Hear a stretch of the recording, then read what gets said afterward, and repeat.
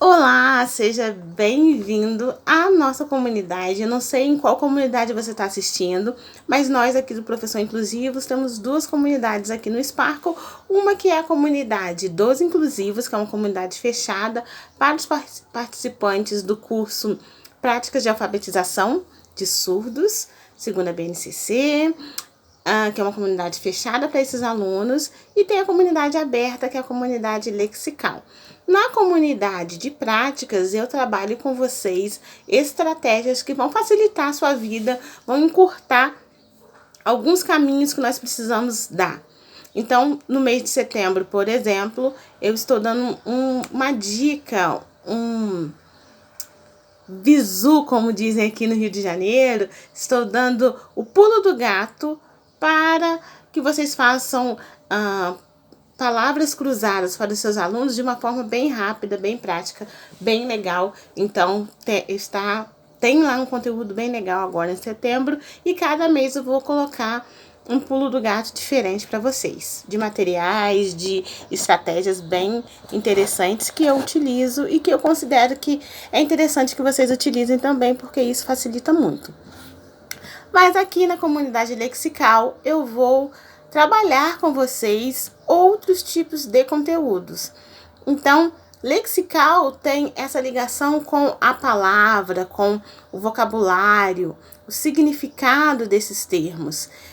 E na comunidade eu vou trabalhar como desenvolver o vocabulário, o glossário, o repertório dos seus alunos, dos nossos alunos, que são surdos ou deficientes auditivos. Mas antes, eu quero falar com vocês sobre essa questão do signo linguístico, dessa palavra, desse conceito, como que nós trabalhamos, como que ele se organiza. Porque tanto em uma comunidade como em outras, as comunidades acabam se complementando. No geral, nós precisamos ter isso bem claro na nossa mente. Então, eu quero te dar um exemplo.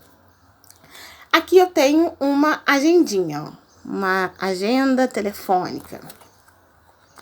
Não dá para abrir por causa da claridade, mas eu tenho aqui uma agenda telefônica.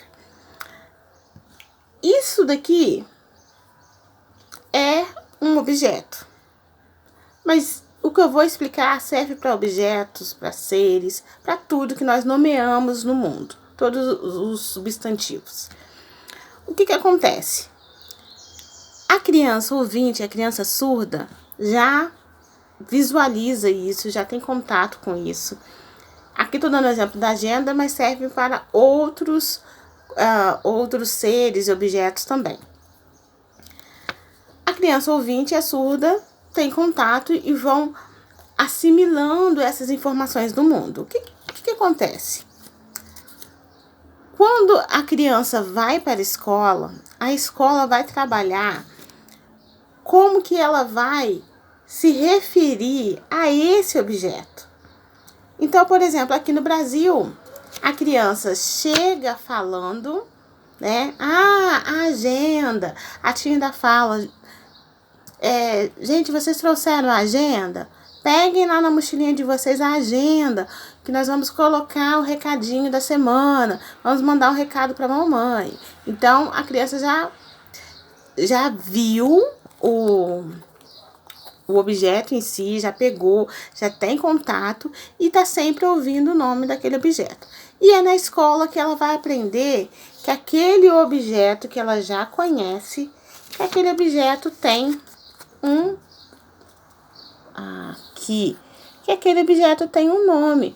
Aqui, acho que vai ficar invertido para vocês, né, gente? Mas aquele objeto tem um nome que é agenda. Aqui, certo? Agenda. A criança surda também, quando ela vai para a escola, a nossa missão, porque nós sabemos que existe um trabalho específico na escola regular, se a gente for pensar na escola inclusiva, não na escola bilíngue. Na escola bilíngue esse trabalho já vai ser feito desde o inicinho, né? Quando a criança entra, já vai ser feito esse trabalho. É um outro contexto, mas também vai trabalhar com essa parte do signo, que esse signo, na língua dela, tem um outro termo. Na língua da criança surda, esse objeto é representado aqui. Fiz um desenho aqui simplesinho para poder representar o sinal, por um sinal. Então, o mesmo objeto que a criança surda e que a criança ouvinte tem contato, tem representações diferentes. E aí que está a questão. Por quê? Quando a criança surda vai para a escola para poder aprender português e Libras, vai para o AEE ou vai para a escola bilíngue e vai aprender português e Libras, entre esses dois termos que nós temos aqui, esse não tem nada a ver com esse significado. E já esse, aqui, ele se parece sim com esse significado. Porque quando eu olho aqui, ó, o desenho que eu fiz aqui do livro, e aqui, colocar as anotações, né? Agenda. Quando eu olho isso daqui, tem uma ligação com uma ação que eu já vou fazer com esse objeto. Então, se eu tenho vários objetos representados, eu preciso mostrar isso para esse meu aluno, ele consegue pegar mais rápido. Se ele me vê ali anotando alguma coisa ou colando os avisos lá na escola, ele já vai pegar mais rápido. Então, às vezes as pessoas têm uma certa dificuldade em entender por que o surdo, ele aprende melhor, ele demonstra melhor o conhecimento quando ele está aprendendo Libras do que a língua portuguesa. Porque a língua portuguesa, o significante, que é a forma como nós nos referimos ao significado, o significante não tem relação direta com o significado. Na Libra, sim, tem muitos desses significantes têm esse papel de iconicidade, ou seja, de se parecer com o ícone. Então, essa semelhança com o ícone faz com que a criança consiga associar mais rápido, lembrar mais rápido qual é o significante, ou seja, significante é o termo que eu colo aqui no significado. Significado é o mesmo entre todas as línguas, porque é o objeto. Agora, cada língua vai colar aqui um significante diferente. A criança tem maior facilidade em Libras por isso. Mas, em língua portuguesa, como o significante não tem uma correlação com o significado, eu preciso de várias estratégias para reforçar. Eu preciso que ele veja aquele significado mais vezes. Eu preciso que ele escreva, que ele forme, que ele tenha experiência com aquele significado, experiências significativas, diversificadas, dinâmicas. Porque se fosse só escrever 100 vezes a palavra agenda, não sei se você já fez isso em língua portuguesa, mas quando nós tentamos falar uma palavra várias vezes, se você fizer o teste aí, tenta falar agenda por uns 2 minutos. Aí você fica agenda, agenda, agenda, agenda, agenda, agenda. Depois de 2 minutos, você vê que você acha a coisa mais estranha do mundo. Por que isso se chama agenda? Se nós formos olhar, não sei se você já viu, mas eu até coloquei aqui, esse símbolo aqui, esse significante agenda, deixa eu tirar a luminosidade, gente. Esse significante agenda, a criança quando chega na escola, ela não chega com esse significante. Ela chega com a outra parte dele, que é o som. E eu escrevi aqui para você ver como é que é estranho, olha só. Aqui. Aqui. Agora ficou melhor assim, né? Deixa eu tampar meu rosto, fica melhor. Então, nós temos aqui, ó, agenda. Esse é o som, a representação do som. Agenda. Agenda. Agenda. Não tem muito sentido, não é? Se eu fosse olhar a parte da Libras, né, que eu tinha mostrado aqui pra vocês o sinalzinho.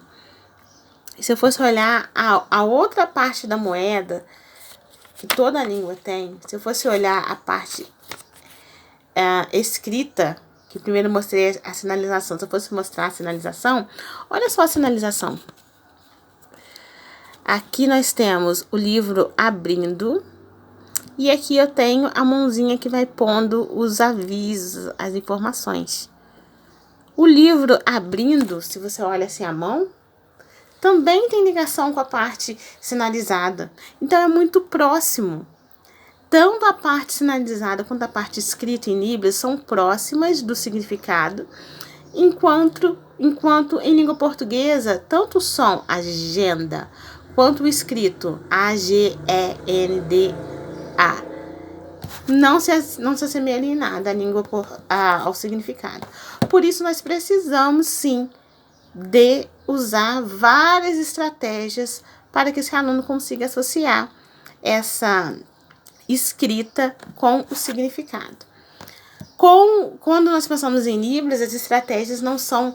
É mais fácil, né? Você passa um vídeo, você faz uma conversa e ele vai associando porque tem esse caráter da iconicidade, ou seja, o significado se assemelha com o ícone, se assemelha com o significante que eu estou utilizando. E aí facilita bastante o aprendizado. Aqui nas comunidades nós vamos colocar estratégias que vão te ajudar a trabalhar essa questão do significante, seja em língua portuguesa, seja em Libras. Língua portuguesa como segunda língua, né? É uma visão bem mais prática a respeito da língua. Eu espero que você goste.